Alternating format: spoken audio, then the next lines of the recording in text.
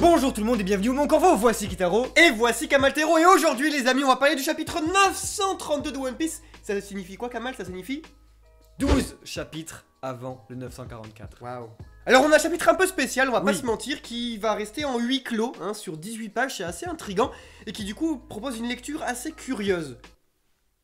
Beaucoup de choses sont en train de se dérouler à Wano et c'est pourquoi on vous attend nombreux ce dimanche pour une vidéo assez spéciale justement sur l'univers de Wano Kuni et un petit peu tout ce qui est en train de se tramer. Voilà, on est en train de faire des trucs de fou au Mon Corvo en ce moment, on pensait pas y arriver, on va donc réaliser l'impossible, c'est du no fake vraiment et on vous balance tout la semaine prochaine et on va même déjà teaser un peu ce dimanche, ça vous concerne vous directement la communauté, on fait ça pour vous alors on espère que ça va vous plaire, on espère que vous allez être au rendez-vous parce que on bosse énormément là-dessus et ça va être sur long terme, ça va être du catégorie. Mais on va parler du chapitre 932 et cette review va être composée de deux parties qui vont parler des acteurs principaux de ce chapitre qui sont Orobi et Nekomamushi. Ah mais c'est vrai là il y a trop de Orobi, Oden Kuzuki, Nekomamushi, Inuarashi, Komurasaki, Shirahoshi. Trois parties bien distinctes pour parler de ce chapitre 932 de One Piece avec au début Orobi suivi de Komurasaki suivi de Orochi. Voilà ça finit en I aussi.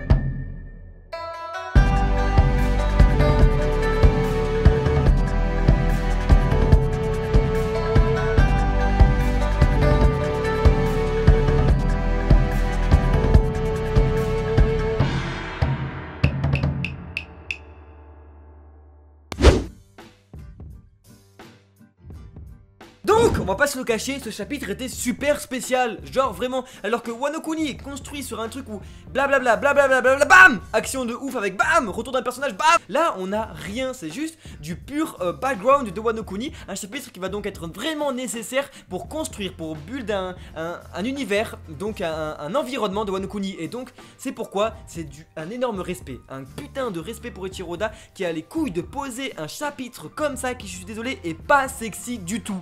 On est que sur des découpages de cases qu'on comprend que dalle en première lecture et je suis désolé, c'est vrai, on est là en mode waouh et tout, et c'est hyper intelligent, c'est très bien fait, le découpage est magnifique et surtout il y a que du blabla. Et encore une fois, je dis blabla parce que je suis con, mais c'est une très bonne chose en fait, c'est vraiment quelque chose d'introduire ça aujourd'hui parce qu'il faut savoir que ça, le chapitre qui introduit et qui commence le tome 93 de One Piece, donc c'est normal, vous savez, on lit un tome, dans tous les cas vous inquiétez pas, après il y en a 9 autres derrière de chapitres et donc ben ça peut teaser, le premier peut être un peu à chier pour finir sur des trucs un peu plus cool après. Donc aujourd'hui on commence le tome 93 avec le chapitre 932 de One Piece qui n'est pas du tout sexy mais qui pourtant apporte les bases, mais vraiment les bases du combat qui va se dérouler en fait sur Onigashima, qui va se dérouler. Pourquoi on en est là? Et ben tout ce chapitre un peu l'explique. Alors on s'y perd un petit peu face à une Orobi et une Komurasaki qui quand même sont un petit peu semblables et on a l'impression que vraiment Eiichiro Oda en joue dedans, c'est-à-dire que vraiment vous regarderez bien le chapitre, on a un diptyque assez incroyable qui se crée sur plusieurs pages avec collé les visages de Komurasaki et de Robin et du coup c'est pas pour rien qui vraiment on est entre 1001 geishas, entre 1001 ninjas et vraiment on a l'impression que tout le temps on tourne autour du même pot, de la même chambre, on comprend pas trop, il y a des trucs très bizarres avec une Komurasaki qui met un masque pour se cacher, avec une Robin qui met un masque pour se cacher, on sait pas trop où est-ce qu'on va et tout, et on comprend qu'alors, forcément tout ce qui est en train de se dérouler, c'est avant tout de la politique, jusqu'à ce que on verra dans la dernière partie, on en parlera de Orochi et du coup de la prophétie des Kozuki, mais alors pour parler un petit peu de Robin, parce que c'est quand même super important, celle-ci s'en sort magistralement avec de la rhétorique et une improvisation totale. C'est surtout une improvisation totale parce que ici on lui demande pourquoi elle est là et surtout qui elle est. Et elle répond en même temps directement en impro en disant je suis Ushimitsu et je viens me renseigner sur l'argent qui est un peu dans le trésor du château. Donc c'est parfait. Ushimitsu, pour rappel, c'est un des 9 fourreaux rouges, un peu le ninja qui est un jeune apparemment, un jeune ninja qui est aperçu sur les toits et qui vole aux riches pour donner aux pauvres. C'est un peu le Robin des Bois donc de Wano Kuni. Et ici on a une Robin qui est au courant de cette histoire là et qui donc improvise tout de suite. Comme ça qui dit hop hop Ushimitsu. Sauf que en face les ninjas eux sont au courant de tout ce qui se passe vu que c'est inspiré de de la véritable armada du shogun Tokugawa, qui à l'époque pendant l'ère d'Edo avait sa propre armée de ninjas et donc d'informateurs. Vous savez, c'est vraiment les petits oiseaux voilà. Et donc en gros, ouais, bah moi je sais tout, j'ai des oreilles partout et tout. Et à ce moment-là, donc, elle se fait gauler, hop, shuriken comme ça, elle se casse via son fruit du démon. Et ce qui est assez sympa, c'est qu'il faut toujours pas oublier que les fruits du démon dans Wano ne sont pas encore vraiment très démocratisés. Il faut le savoir, vraiment. Wano Kuni est coupé, donc ils sont en mode waouh, sorcellerie, waouh, ninjutsu. Donc c'est marrant, Robin est un peu comparée à une ninja. Et là-dessus, Robin, donc, au lieu de s'enfuir comme une lâche et tout, elle se dit je vais me cacher parmi les autres geishas, comme ça je ne me ferai pas repérer. Et c'est là où la poésie d'Oda opère, parce que il nous balance vraiment: si tu veux cacher une feuille, cache-la dans la forêt. Et c'est ça qui est assez spécial avec ce chapitre en fait, c'est voilà, c'est vraiment très intéressant. Et je pense vraiment que c'est une énorme poésie japonaise. On n'aura jamais eu ça dans One Piece. Robin, normalement c'est un petit monologue intérieur, elle se dit je vais me cacher parmi les geishas. Non, elle dit si tu veux cacher une feuille, cache-la dans la forêt. Elle demande des renseignements à Orochi sur Onigashima. Et là on a du coup un truc que j'ai beaucoup aimé, c'est un petit peu la réaction de Orochi. C'est genre quoi, cette île, vous savez que lui vraiment, ça se voit que lui ce qu'il aime c'est Sawano, c'est son pays. Et autant tout ce qui se passe un peu avec Kaido et son île bizarre de l'archipel annexe chelou d'Onigashima, c'est pas trop ce qu'il botte. Mais du coup elle est là en mode voilà, c'est assez intriguant quand même, parce que vraiment Robin, on verra que même si à la fin ça lui joue des tours un petit peu, et ben elle est quand même extrêmement courageuse, et ça se voit vraiment que elle joue vraiment beaucoup sur son intellect, Robin, dans le sens où par exemple rien que pour Ushimitsu, et bien elle a joué sur un personnage qui du coup n'a jamais montré son visage. Alors forcément il pouvait que gober ça si on n'avait pas su que le jeune homme était aperçu en ville récemment. Si ça n'avait pas été le cas, eh bien on aurait pu vraiment croire que Robin était Ushimitsu. Pour reparler un peu donc de l'aspect graphique de ce chapitre, ce qui est intéressant c'est le découpage. On a un plan sur Orochi, un plan sur Komurasaki, un plan après sur Robin qui met un masque sur le côté parce qu'on voit qu'en fait il y a un ninja qui le regarde dans un angle précis. Donc voilà, en fait, et c'est assez intéressant parce que c'est là où l'animé va être un bon complément et va permettre à nous, lecteurs ici, d'avoir vraiment une ambiance 3D de la pièce et de voir vraiment ce qui se passe. Et voilà, l'animé ici va être parfait, il va avoir vraiment sa place, tous les dialogues qu'il y a, tous les noms à apprendre, toutes les informations à retenir et tout, et ben on est là en mode c'est très riche. Et on ne peut pas, voilà, on ne peut pas juste faire une seule lecture de ce chapitre et penser avoir tout compris, c'est pas possible. Alors la voilà la fameuse joueuse au début du chapitre. Mais oui, ça fait trop bizarre. Et d'ailleurs je me dis en fait on aurait pu la deviner.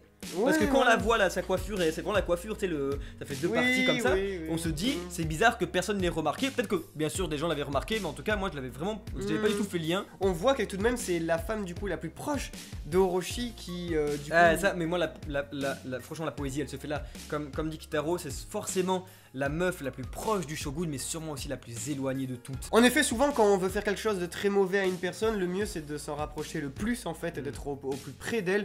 Et au final, c'est ici qu'on la blessera le plus et qu'on sera la plus efficace. Alors la voilà, elle joue un petit peu comme ça, et c'est elle qui du coup va un peu présenter les différentes intrigues de Wano et tout ça avec les levées de rideau. D'ailleurs, voilà, c'est cool parce que ça peut toujours tenir notre théorie du fait que c'est elle qui raconte plus tard l'histoire de Mugiwara et l'histoire donc des actes qui s'est passé sur la grande guerre entre les Mugiwara, Kaido, comment Wano Kuni a été libéré, comment on a ouvert les frontières de Wano Kuni via une pièce de théâtre en fait, littéralement en plusieurs actes qui pourrait donc vraiment être la métaphore de cet arc en fait. Et donc ça pourrait toujours être cette personne là, Komurasaki, qui de plus en plus, j'ai envie de dire, ça se confirme, pourrait vraiment être la sœur de Momo. D'autant plus que tout de même, là ça devient tellement obvious qu'on se demande pas si c'est un peu du troll d'Oda que à la fin elle se présente quand même elle-même comme fille de guerrier. Ouais. Et là du coup ça devient tellement obvious que c'est la fille Kozuki qu'on se demande si c'est un petit peu pas une sorte de troll d'Oda tant la révélation serait creuse. C'est-à-dire que si elle disait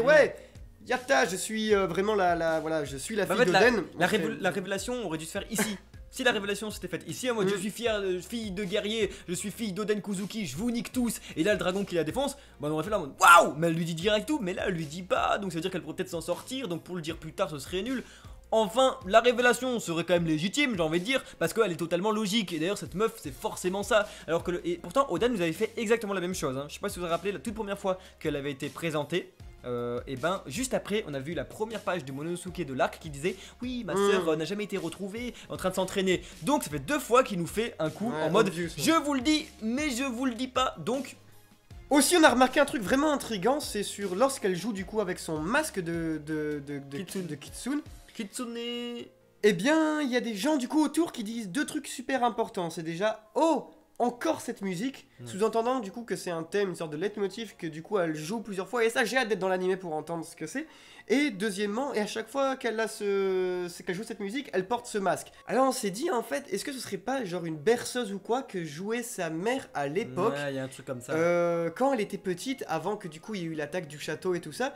Et alors, eh bien peut-être que du coup, sous Des ce masque en souvenirs. fait, elle pleure ou elle ressent énormément de sentiments qui du coup, eh bien lorsqu'elle a ce masque, et ce serait toute la poésie de la chose, eh bien elle est véritablement elle, ou en tout cas elle est Iliori Kozuki, ou c'est En fait, voilà. elle pourrait vraiment être pour la toute première fois elle-même et montrer son visage. Je trouve que c'est trop du truc de manga, c'est trop un truc de shonen et surtout c'est vachement un truc d'Echiroda. Ça où je la vois vraiment en pleurs pas possible ou bien hyper laide ou on n'en sait rien parce qu'elle elle est trop parfaite en fait, dessinée trop parfaite, la meuf est trop parfaite tout le long, donc elle a forcément, elle doit avoir un truc à la Katakuri ou derrière ce masque là doit être immonde, un truc comme ça, enfin par là j'entends un truc à la, encore une fois la Victor Hugo, hein, vous savez, Oda qui nous fait vraiment la beauté dans la laideur, un truc vraiment où elle est immonde mais où elle est hyper touchante. En gros, Komurasaki chante et joue pour ne pas oublier ses origines, et quand elle porte le masque, Komurasaki devient enfin Iliori Kozuki.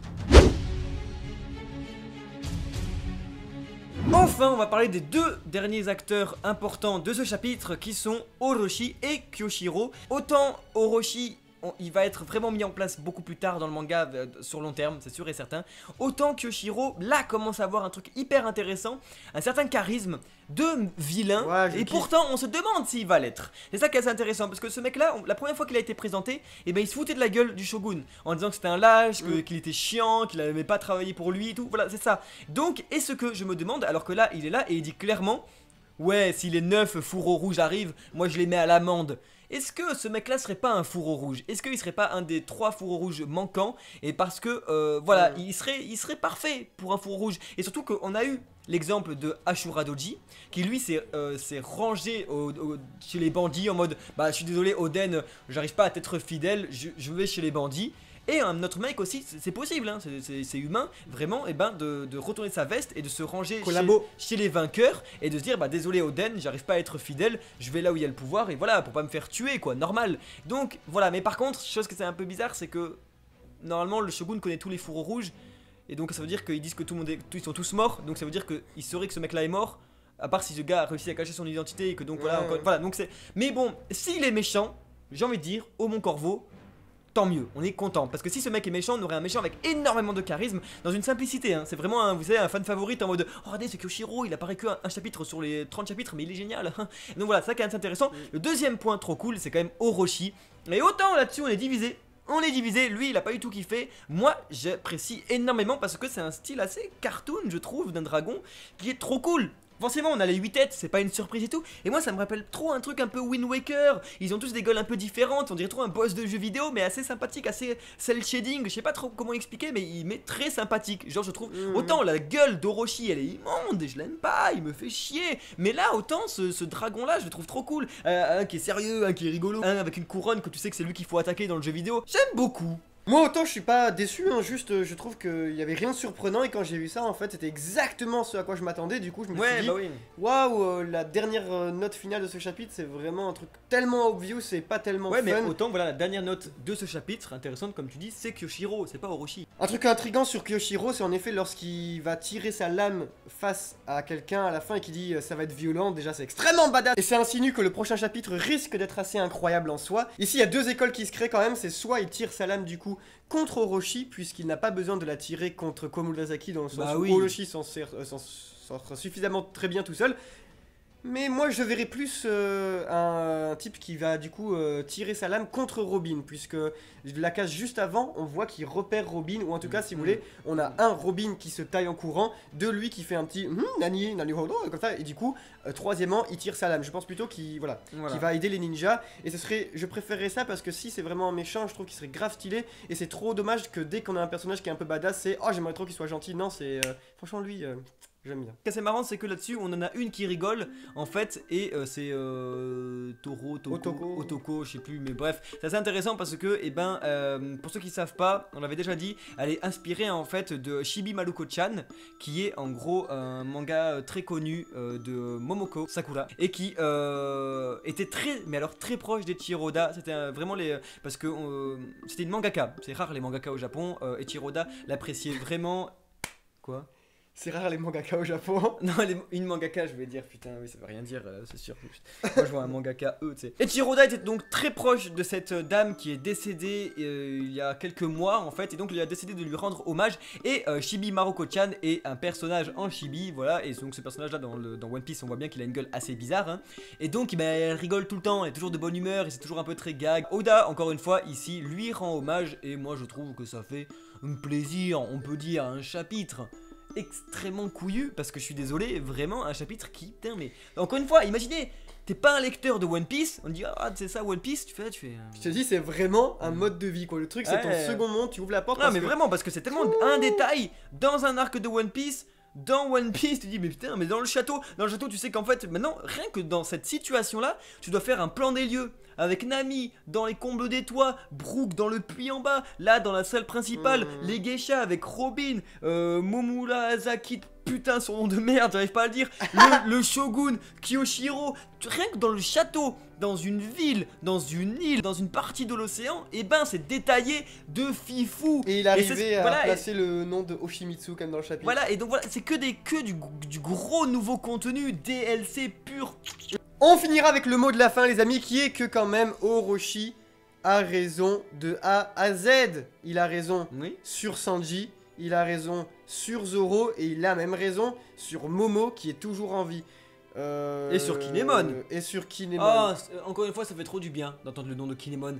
J'apprécie trop Kinemon, c'est mon frérot, mais genre vraiment, Kinemon le frère, il est trop bien. Oden, la volonté d'Oden, elle est pas vraiment, j'ai l'impression qu'elle est pas tout de suite chez Momo, elle est vraiment chez Kinemon de base. Je sais pas, je trouve ça trop beau que le garde du corps prenne vraiment ça à cœur et se dise mais Nick c'est mort, je vais pourrir toute ma vie juste pour protéger le fils de mon pote et tout.